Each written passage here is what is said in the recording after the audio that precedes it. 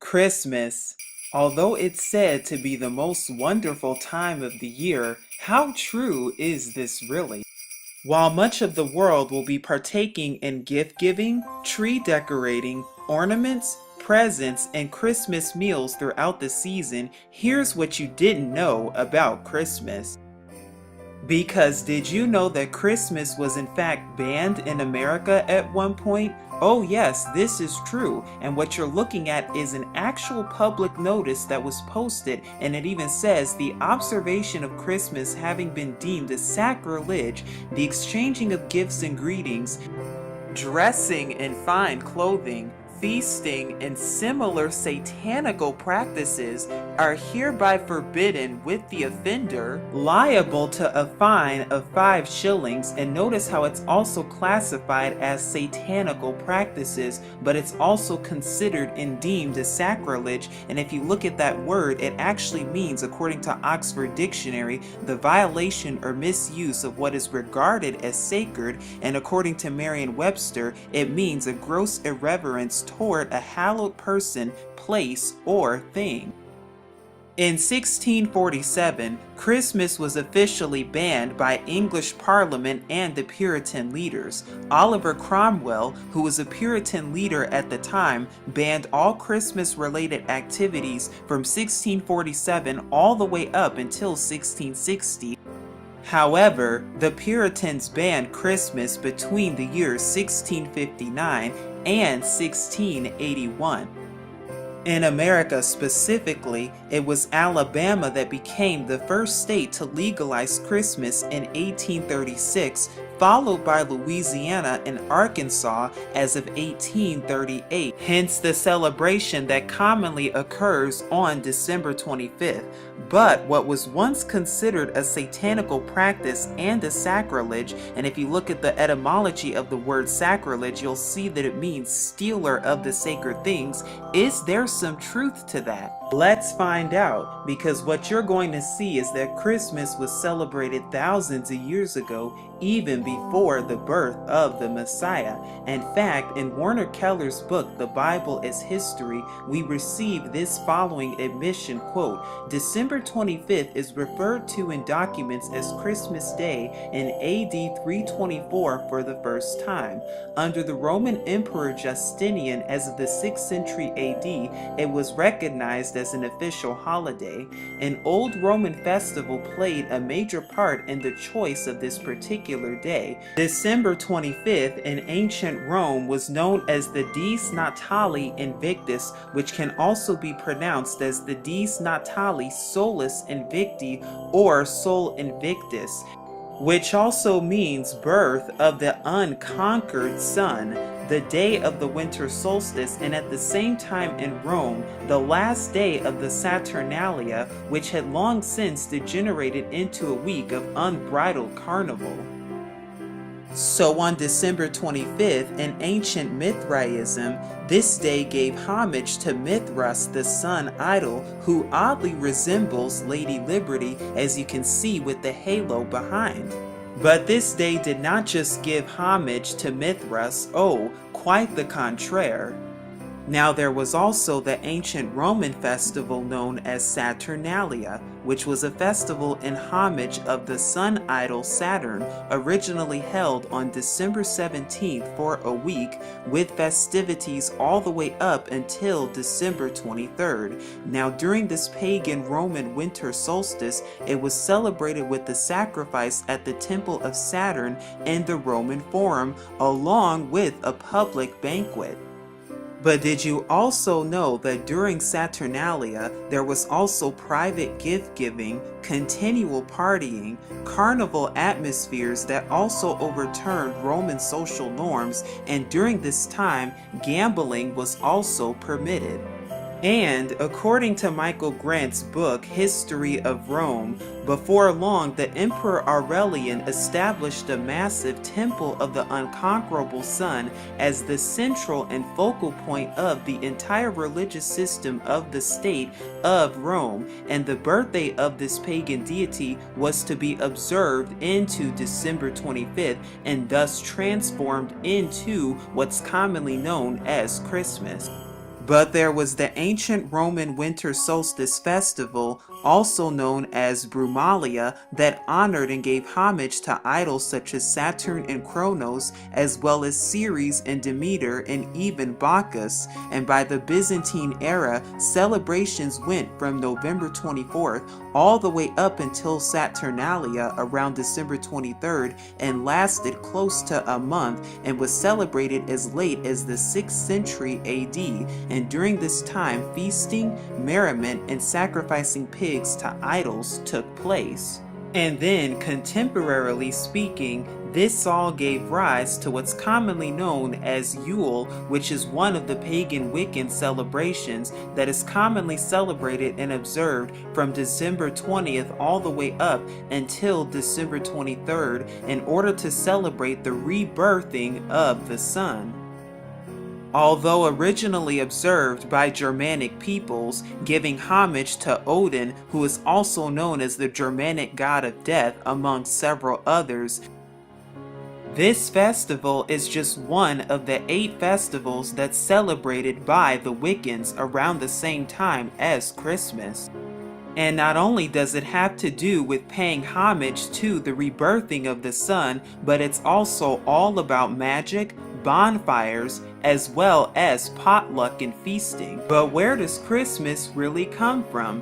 Did it really originate 2,000 years beforehand, or was it a celebration that was partaken even thousands of years before that? Because according to the Roman Catholic Church and the Catholic Encyclopedia of the 1911 edition, when you even look up the word Christmas, you will see that it says Christmas was not among the earliest festivals of the church, and then it goes on to say that, quote, the first evidence of the feast is from Egypt, unquote.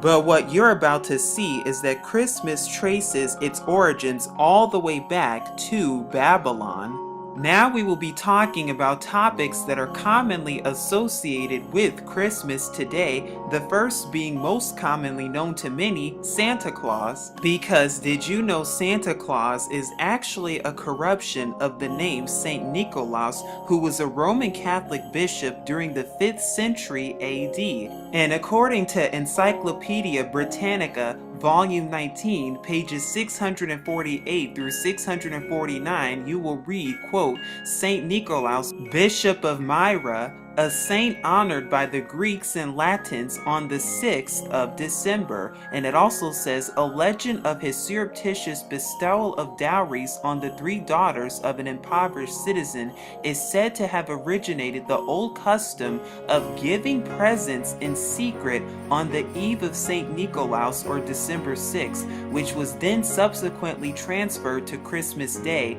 hence the association of Christmas with Santa Claus. But there is something even darker and more interesting and suspicious indeed when you closely look at Santa Claus and even his name, Santa. Because if you unscramble the word Santa, you get the word Satan, and you can actually do this on your own and you will see that this is the case. But this isn't the only way that Christmas pays homage to Satan. Oh, we're just getting started. Now we'll be discussing the Christmas tree and its origins, because it's not what you think it is, and it does not originate where you think it comes from. Now, the Christmas tree originated in Germany, but also got its roots from the Romans, who then got it from the Egyptians, who then also got it from the Babylonians. And we even see mention of Christmas trees in scripture as spoken of in Jeremiah chapter 10 verses 1 through 4 as well. But what is the real purpose behind the Christmas tree? Well, according to William Walsh's Curiosities of Popular Customs, page 242, quote, an old Babylonian fable told of an evergreen tree which sprang out of a dead tree stump. The old stump symbolized the dead Nimrod. The new evergreen tree symbolized that Nimrod had come to life again in Tammuz. Among the Druids, the oak was sacred. Among the Egyptians, it was the palm. And in Rome, it was the fir, which was decorated with red berries during the Saturnalia.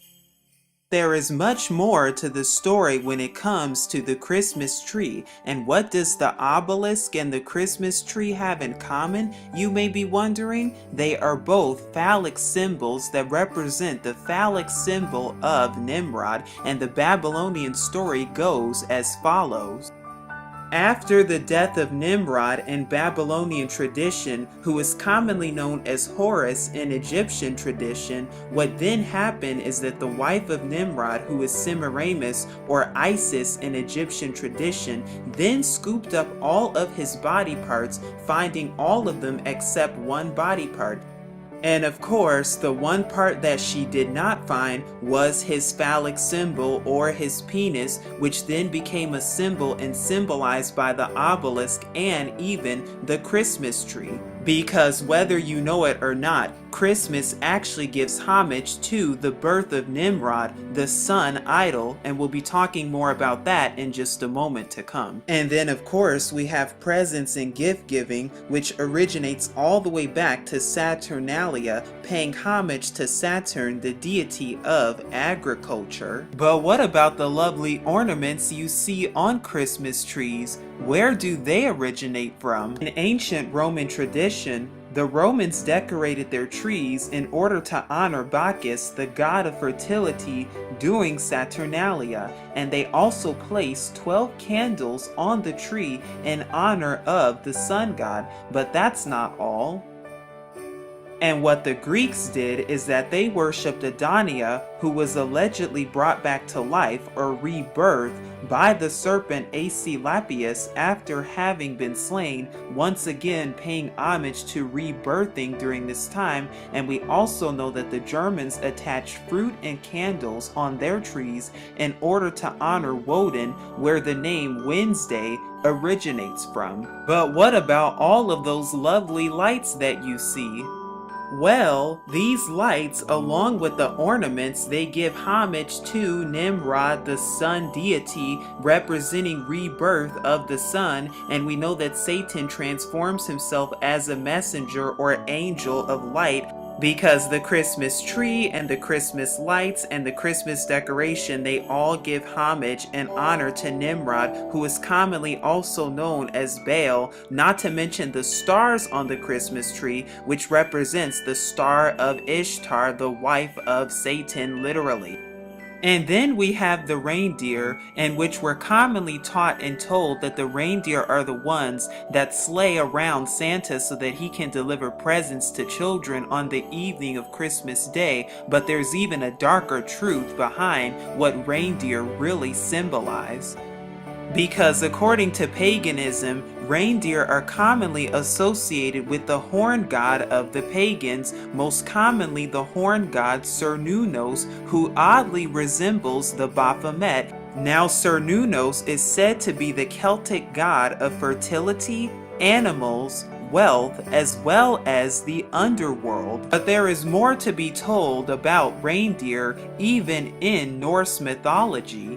In Norse mythology, there is also a horse who is commonly known as Sleipnir, who is an 8-legged horse of the god Odin, who is known to be a, quote, helping spirit, and became a stallion giant and travels throughout the worlds in Norse stories and myths. Now that you know that Satan is actually the one that's riding these reindeers and not Santa, you'll know what reindeer is all about when it comes to Christmas. If you're thinking about decorating with bows of holly, well, just know that they represent a symbol of fertility, just like rabbits and Easter eggs for Easter, as well as giving homage to Isis herself, commonly known as Easter, the symbol of the fertility goddess. But what about the wreaths, mistletoe, and Yule log? Well, according to Encyclopedia Americana, it states, quote, the holly, the mistletoe, and the Yule log are all relics of pre-Christian times. In fact, according to Frederick Haskin's 1926 book, Answers to Question, Haskin states, quote, the use of Christmas wreaths is believed by authorities to be traceable to the pagan customs of decorating buildings and places of worship at the feast which took place at the same time as Christmas. And what about the Yule log itself? Well, it actually represents the Scandinavian fertility god as well as the rebirth of the sun god Lu, and note the phallic symbol of this symbolism as well. In fact, the Yule log was commonly used in a rite of Teutonic nature worship. So now you'll know the real definition and origins of the Yule log and the wreaths. And then we have the mistletoe, which according to the Encyclopedia Britannica under Santa Tales, quote, the European mistletoe is thought to have had special ritual significance in Druid ceremonies and lives in folklore today, its special status as the Christmas mistletoe having come from Anglo-Saxon times. Mistletoe itself is a parasite that lives on oak trees, and also note that the Druids worshipped in oak tree groves that ancient Celtics associated with the Druids also used to give mistletoe as an herbal remedy to barren animals to make them fertile. And it is still referred to as an all-healer in Celtic, and like the mistletoe, holly berries were also thought to be sacred to the sun god. The original sun log came to be called the Yule log, and Yule simply means wheel, which has long been a pagan representation of the sun. Well then, you're probably saying to yourself that Christmas is just a mere celebration of the Messiah that's spoken of in the New Testament in order to celebrate and reverence his birth that was allegedly on December 25th. But what if I told you that he was not even born on December 25th or nowhere near December 25th with scripture to prove it? The Messiah of the New Testament, whose real name is YAHUSHA, was born nowhere near December 25th, but was born sometime during the fall feasts in September and October of today. But, however, there were many others who were born on December 25th in many mythologies, Jesus Christ included. Because as you see right here, December 25th was celebrated and hallowed as the birth of many sun gods, including Nimrod, and some of them we've already gone over, including Horus for Egypt, Mithras for Persia, Tammuz for Babylon, as well as Buddha and Krishna, as well as Dionysus and Zoroaster, and the list goes on, and note how they all have a sun symbol behind all of them too. Which is where you get all the sun symbolism as we see throughout many ancient cultures, and even today with sun worship and worshiping on Sunday indeed. And the reason that December 25th was chosen specifically is because this day has to do with the rebirth of the sun. And note how this day typically comes 3 days after the shortest day and the longest night of the year, where the sun is now starting to shine longer in the day, therefore symbolizing its rebirth, aka the birth of Nimrod or Baal, the sun god. In fact, nowhere in scripture does our Father or the Messiah himself even say or command to observe birthdays anywhere whatsoever. And the places that we do see birthdays being observed is by the Pharaoh in Bereshith, or Genesis chapter 40 verses 20 through 23, as well as the birth of Herod in Matthew chapter 14 verses 6. So we see that nowhere in scripture does our Mashiach Yahusha tell us to celebrate his birthday, and nowhere does our Father Yahuwah even tell us to observe Christmas either. And we know even with scripture telling us that the Mashiach was not even born during the time of Christmas. And we know that because according to Luke chapter 2 verses 8, when the Messiah was born, there were in the same country shepherds abiding in the fields, keeping watch over their flocks by night. However, that could never occur in Judea in the month of December, because the shepherds always brought their flocks from the mountainsides in the fields and curled them no later than October 15th to protect them from the cold, rainy season that followed after that date. And if you look at Song of Solomon chapter 2 verses 11 and Ezra chapter 10 verses 9, you'll see that winter was a rainy season and the shepherds were not permitted to abide in the open fields at night because of the cold. And according to the Adam Clark Commentary, Volume 5, page 370 of the New York edition, quote, "It was ancient custom among Hebrews of those days to send out their sheep to the fields and deserts about the Passover or early spring, and then bring them home at the commencement of the first rain, which was commonly during the autumn, well before the winter time."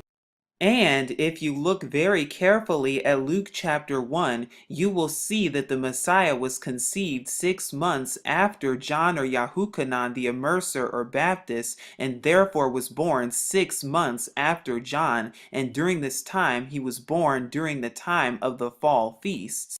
But that's not all, because we also see in Scripture that our Father actually tells us not to celebrate Christmas or have any affiliation with it whatsoever. Because Jeremiah chapter 10 verses 1 through 4, our Father even tells us, "Learn not the way of the heathen," and describes a practice that sounds just like Christmas that the heathen partook in hundreds of years before the Mashiach or the Messiah was even on the earth.